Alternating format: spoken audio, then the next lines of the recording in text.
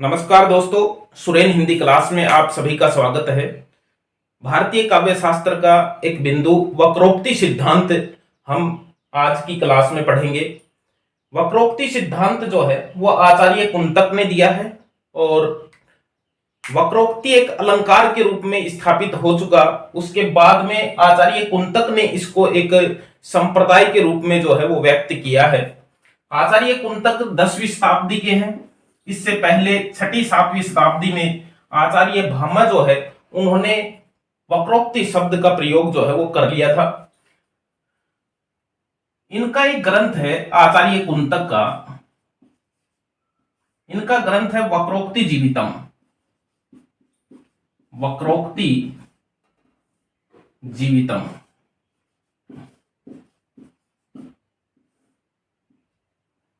इस ग्रंथ में ये कहते हैं कि वक्रोक्ति जो है,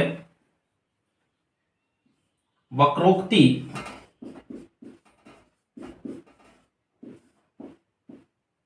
काव्य से जीवितम, काव्य से जीवितम।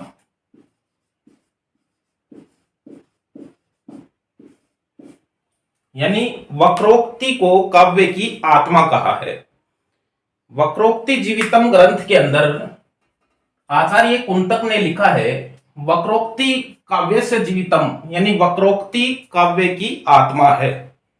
हालांकि माना नहीं गया, लेकिन इन्होंने काव्य की आत्मा वक्रोक्ति को बताया है। वक्रोक्ति की इन्होंने परिभाषा लिखी है इस ग्रंथ के अंदर।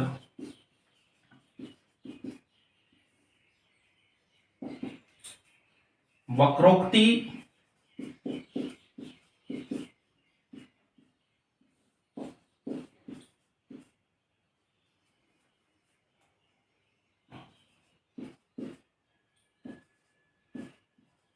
वैदग्ध्य भंगी भणिति। और ये जो परिभाषा है ये परीक्षाओं में खूब आती है।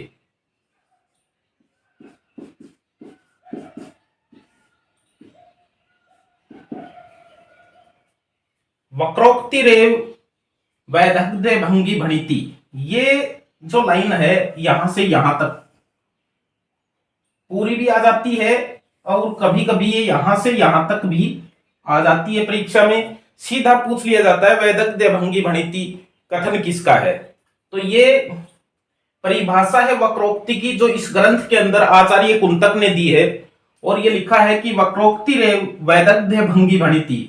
वैदग्ध्य शब्द जो है इसका अर्थ है कवि अपने कौशल से जो रचना करता है उसमें जो विलक्षणता लाता है वो वैदग्ध्य है।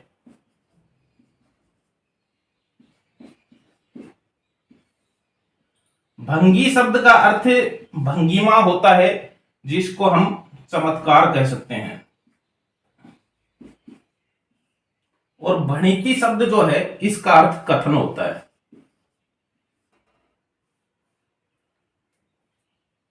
यानी कवि जो है वो अपने काव्य में अपनी रचना के अंदर जो विलक्षण चमत्कार अपने कथन के अंदर लेकर आता है वो वक्रोक्ति है। भणिति शब्द कथन है और भंगी का अर्थ चमत्कार या चारुता या भंगिमा शब्द जिसको हम प्रयोग में लेते हैं। और वैदग्ध्य है यानी विलक्षणता। वक्रोक्ति की ये परिभाषा जो है वो इन्होंने इस ग्रंथ के अंदर जो है वो दी है। आचार्य कुंतक जो है ये 10वीं शताब्दी के हैं, ये याद रखना है। अब इन्होंने इस सिद्धांत के अंदर वक्रोक्ति जीवितम ग्रंथ के अंदर ये बताया है कि वक्रोक्ति के 6 भेद होते हैं। यानी वक्रोक्ति यानी काव्य के अंदर वक्रता जो है वो 6 प्रकार से आ सकती है। तो वक्रोक्ति के 6 भेद इन्होंने बताए हैं। ये सीधा प्रश्न भी आता है कि वक्रोक्ति के कितने भेद बताए हैं। तो 6 भेद जो है वो इन्होंने बताए हैं। ये कहते हैं कि वक्रोक्ति जो है वो 6 प्रकार की होती है। तो पहला है वर्ण विन्यास वक्रोक्ति,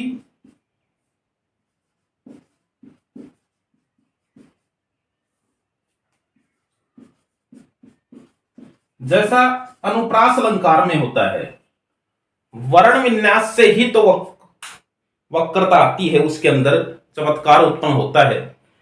तो वर्ण विन्यास यानी वर्णों के की रचना से यदि वक्रोक्ति होती है,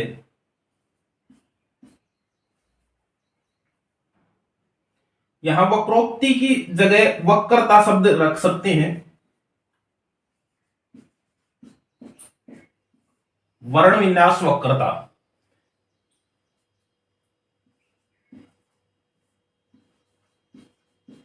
पद पूर्वार्ध वक्रता, पद परार्ध वक्रता,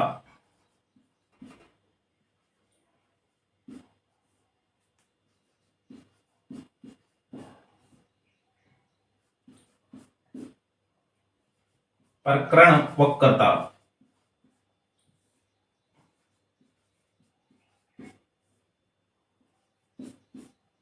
वाक्य वक्रता,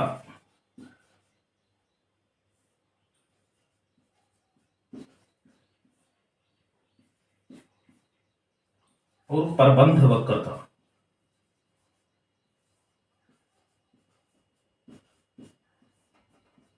ये 6 भेद वक्रोक्ति के जो है वो आचार्य कुंतक ने अपने इस संप्रदाय में बताए हैं। वक्रोक्ति जीवितम ग्रंथ के अंदर जो है ये इन्होंने बताया है कि वक्रोक्ति के 6 भेद होते हैं। वर्ण विन्यास वक्रता जैसा अनुप्रास अलंकार में होता है, यानी वर्णों से चमत्कार उत्पन्न होता है।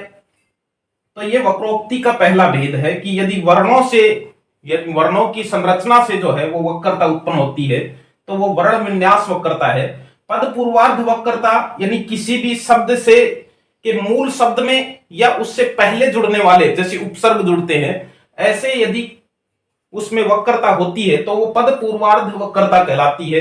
यानी शब्द से मूल शब्द में वक्रता या फिर उससे पूर्व जो शब्दांश जुड़ता है या शब्द जुड़ता है उससे यदि उसमें वक्रता होती है तो वो पद पूर्वार्ध वक्रता होती है। और पद परार्ध वक्रता यदि पद के बाद में शब्दांश या शब्द जुड़ता है और उससे यदि वक्रता उत्पन्न होती है, विलक्षणता उत्पन्न होती है, तो वो पद परार्ध वक्रता कहलाती है। इसको प्रत्यय वक्रता भी कहते हैं,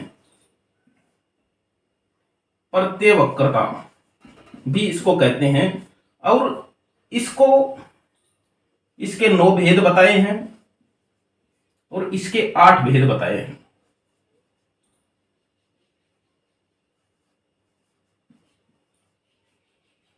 इनके भेदों को जानने की आवश्यकता नहीं है।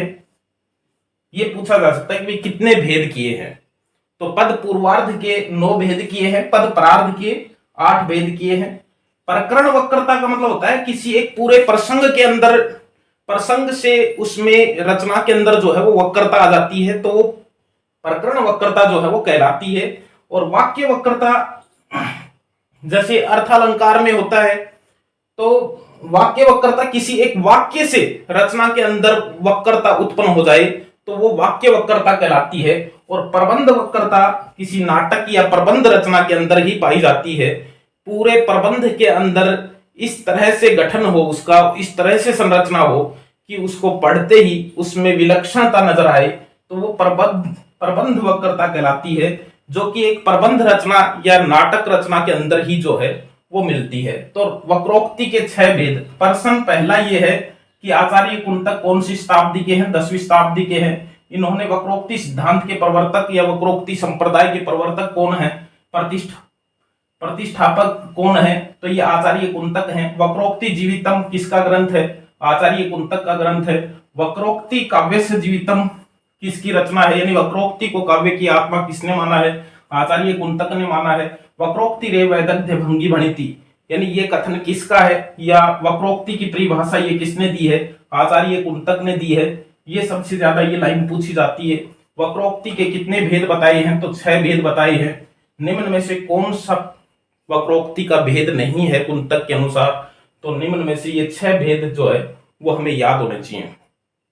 वक्रोक्ति सिद्धांत जो है आचार्य कुंतक का, इसके रामचंद्र शुक्ल ने काव्य में अभिव्यंजनावाद, उनका एक निबंध है, जो काव्य में अभिव्यंजनावाद निबंध के अंदर आचार्य रामचंद्र शुक्ल लिखते हैं कि जो क्रोचे का अभिव्यंजनावाद है वो भारतीय वक्रोक्ति सिद्धांत का विलायती उत्थान है।